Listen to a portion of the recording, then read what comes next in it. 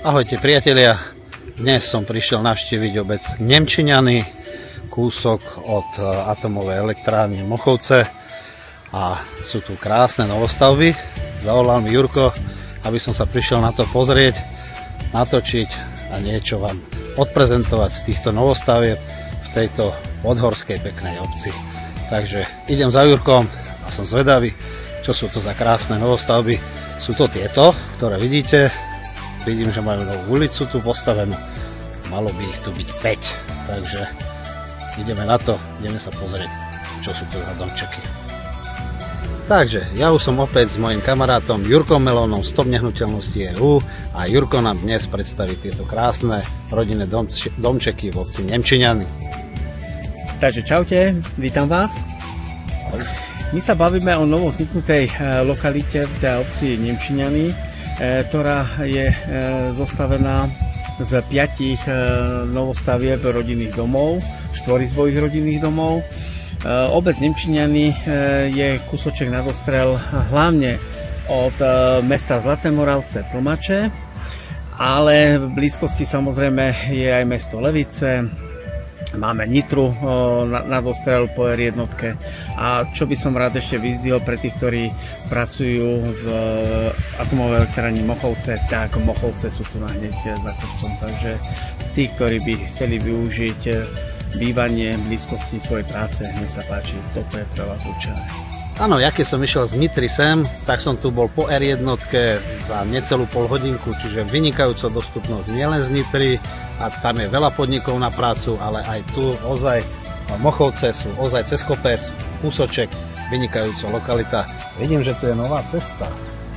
Áno, takže ako som spomínal, my sa bavíme o novo vzniknutej ulici, ktorá bude patriť obci a v podstate z ulice je dostupnosť ku každému jednému rodinnému domu už po novo vybudovanej zámkovej dlažbe.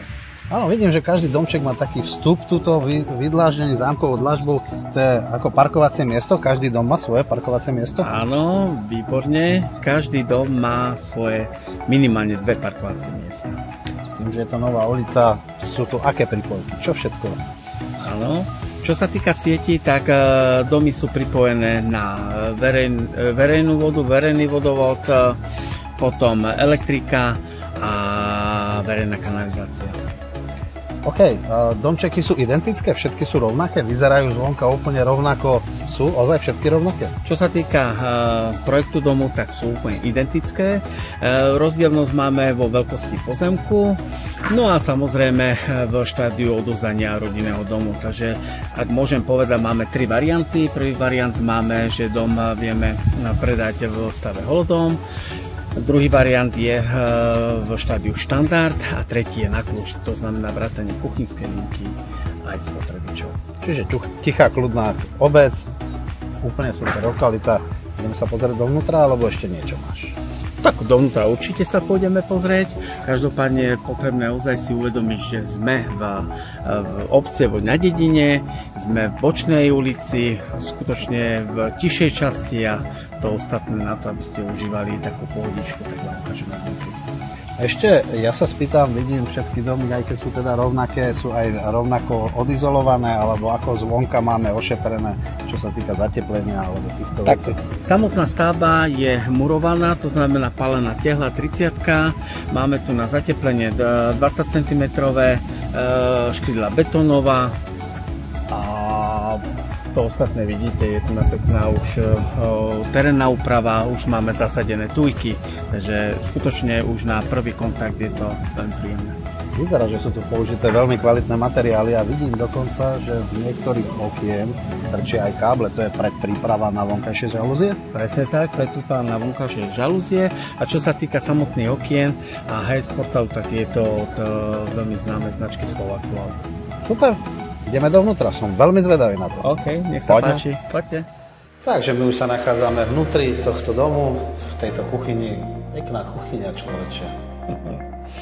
Ja som vedel, že sa ti bude páčiť, lebo aj mne sa páči. Takže áno, sme vnútri v dome, takže rekapitulácia, 4-izbový rodinný dom, 3 samostatné spálne, kuchyňa prepojená s obývačkou. V tomto prípade už máte možnosť vidieť aj ako je domček dobudovaný, takže vrátane aj kuchynské linky, aj spotrebičov. Čo sa týka samotnej dispozície domu, máme vstupnú